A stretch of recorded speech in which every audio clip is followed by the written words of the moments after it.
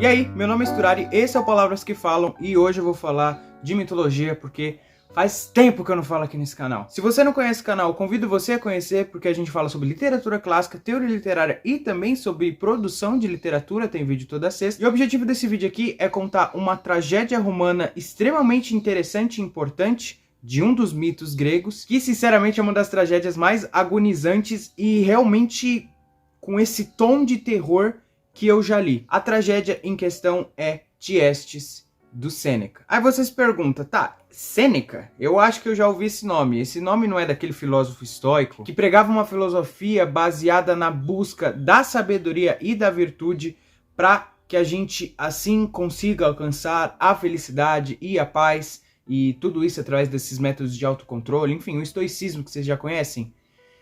Sim, é esse cara. E olha só, Sêneca, além de filósofo, um baita de um filósofo, ele foi um baita de um poeta também. Eu sei que quando a gente pensa nas tragédias e, portanto, nos mitos gregos, a gente sempre entra naquele mundo arcaico grego, diante de Cristo, e muito antigo. E, de fato, não é nada errado disso, né?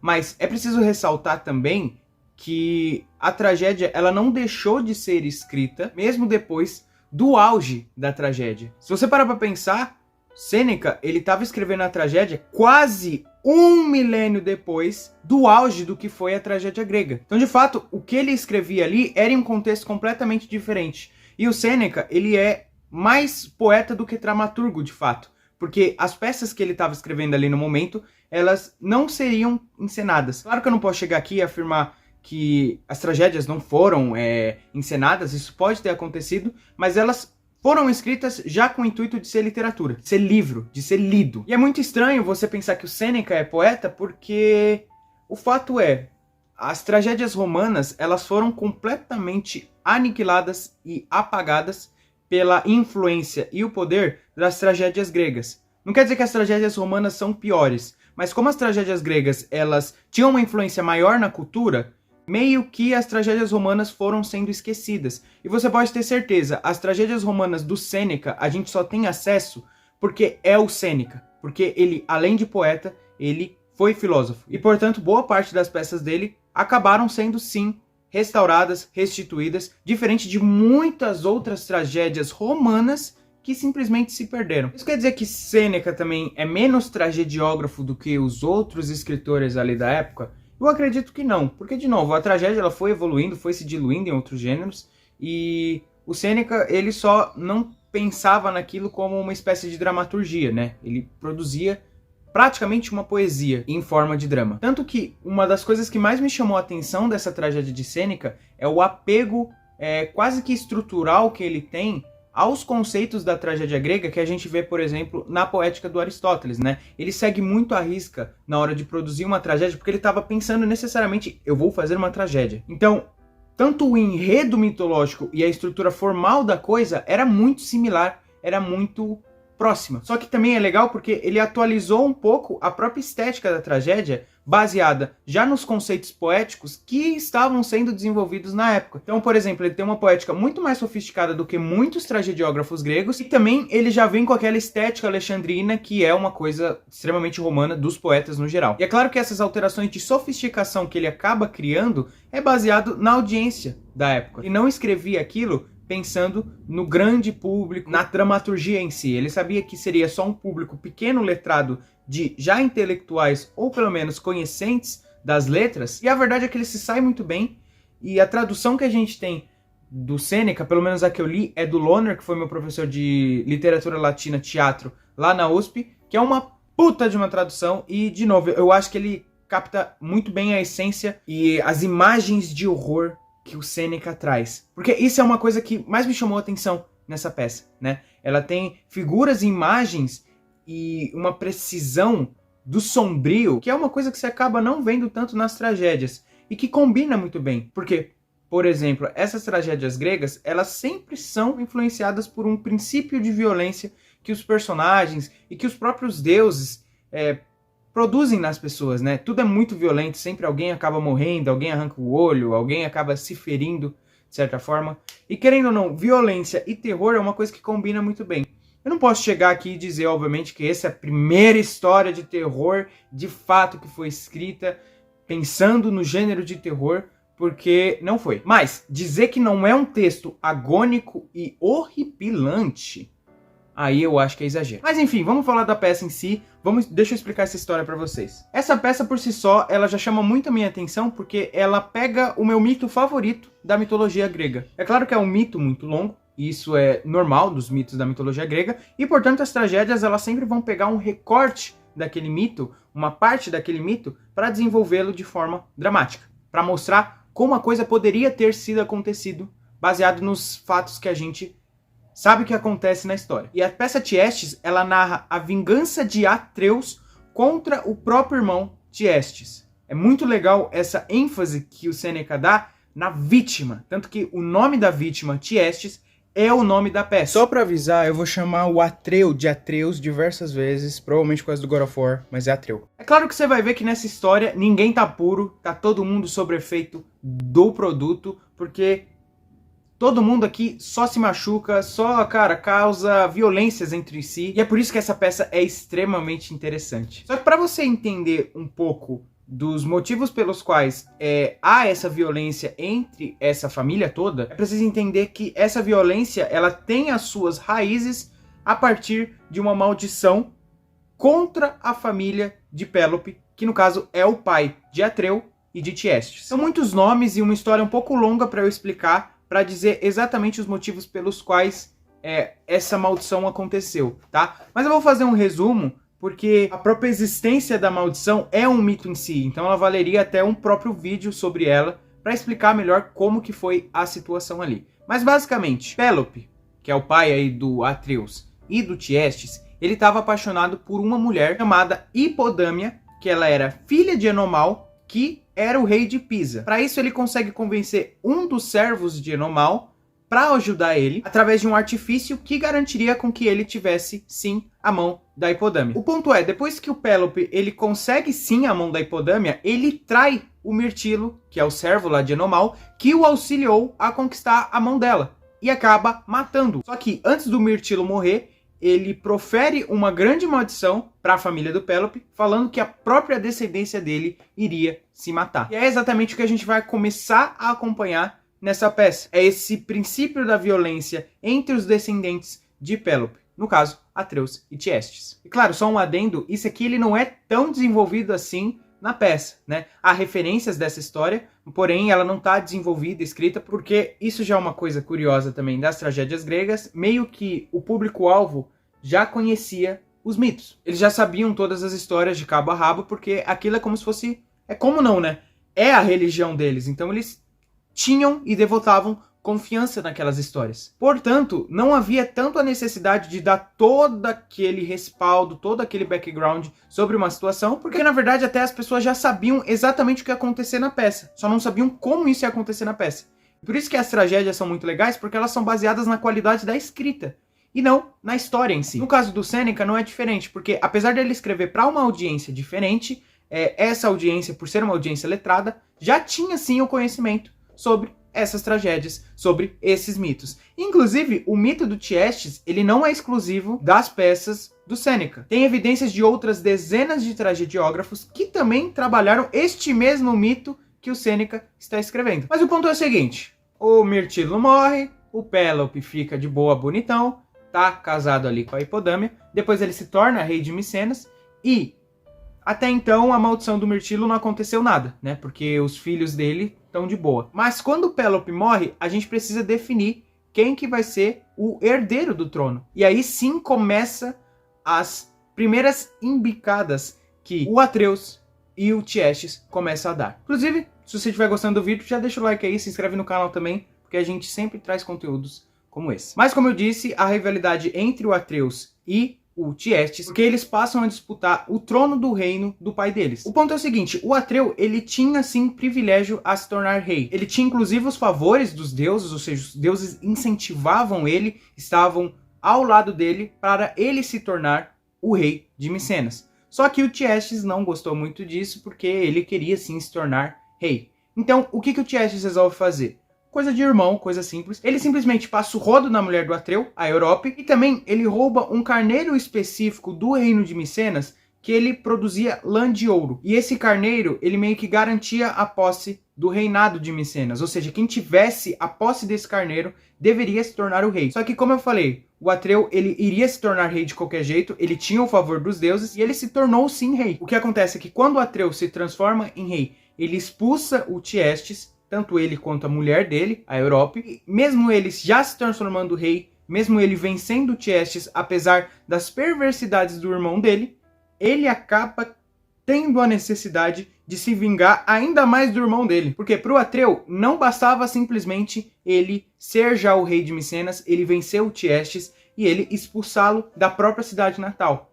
Precisava de mais. A história ela começa exatamente nesse ponto, com o Atreu já tramando, na verdade já tramado o plano para se vingar ainda mais de Tiestes e esse plano sendo posto em prática. Só que quando a peça começa, ela não começa exatamente com o Atreu ou com o Tiestes. Ele começa com outro personagem que é o Tântalo, que também faz parte da descendência do Pélope, do Atreu e do Tiestes. O Tântalo ele também já é um personagem muito interessante, ele também é muito conhecido na mitologia grega, provavelmente você já ouviu falar. E no começo da peça ele já está morto, ele está sendo torturado no mundo inferior, ou seja, no Hades, no mundo dos mortos, pelas fúrias. Até porque as fúrias ali, elas estão para eternizar os crimes que o Tântalo causou através da vingança eterna que ele vai sofrer no mundo inferior. O Tântalo, para quem não conhece o mito dele, ele não só é um personagem um pouco perverso, como também ele desafiou os deuses, né? Ele queria testar a onisciência dos deuses, saber o quão sábios eles são.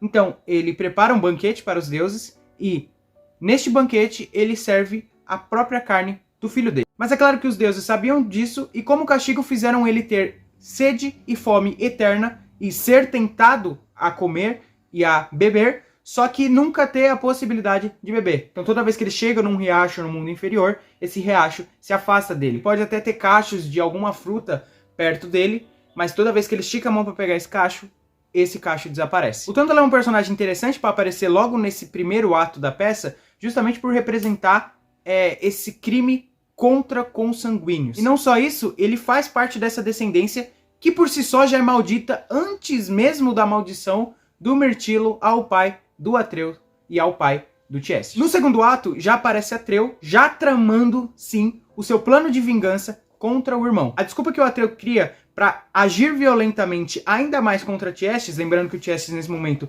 está sim expulso de Micenas, é porque ele deve agir antes mesmo do Tiestes agir contra ele. E o plano que o Atreu resolve criar para se vingar do Tiestes é servir a própria carne dos filhos do Tiestes em um banquete, fingindo e manipulando que fosse um banquete de reconciliação entre o Tiestes e o Atreu, mas o objetivo dele é fazer com que o Tiestes coma a carne dos próprios filhos. É claro que ele não discute isso sozinho, ele pede o auxílio de um conselheiro, e o próprio conselheiro, bem consciente da situação, ele fala: olha, eu acho que isso é um pouco demais, isso vai sujar um pouco a imagem de Micenas, só que o Atreu está extremamente determinado a fazer o que ele acha que tem que fazer. No terceiro ato, a gente acompanha agora o Tiestes, que recebe esse convite do Atreu e, conhecendo o próprio irmão, sabendo dessa natureza violenta dele, ele até hesita e teme sim aceitar um pouco esse convite que,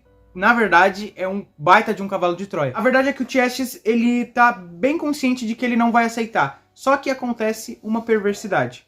Vocês vão lembrar do Tântalo, que tá lá no mundo inferior, e ele meio que aparece, só que ele aparece sob a imagem do filho do Tiestes. E usando a voz do filho do Tiestes, chamando ele de pai, o caramba, ele persuade o Tiestes a aceitar o convite, porque na verdade ele tá querendo uma reconciliação. Por que o Tântalo faz isso? No primeiro ato, você vê ali o Tântalo e ele tá sendo instigado pelas fúrias a cometer esse crime, né? Porque o Tântalo, ele é meio que a origem do crime consanguíneo, sabe? Então ele é como se fosse o espírito que incentivava essa questão. Então, quando o Tiestes estava a ponto de negar o pedido do Atreu, o Tântalo aparece, persuade o Tiestes e, enfim, destino é destino, vocês sabem como funciona o mundo grego, a coisa tem que ir pra frente. Quando o Tântalo tenta convencer o Tiestes, ele primeiro tenta mostrar as riquezas e os benefícios materiais que ele teria em se aliar ao rei. Só que o Tiestes conhece muito bem e, de certa forma, ele parece um pouco arrependido pelas ações que ele fez,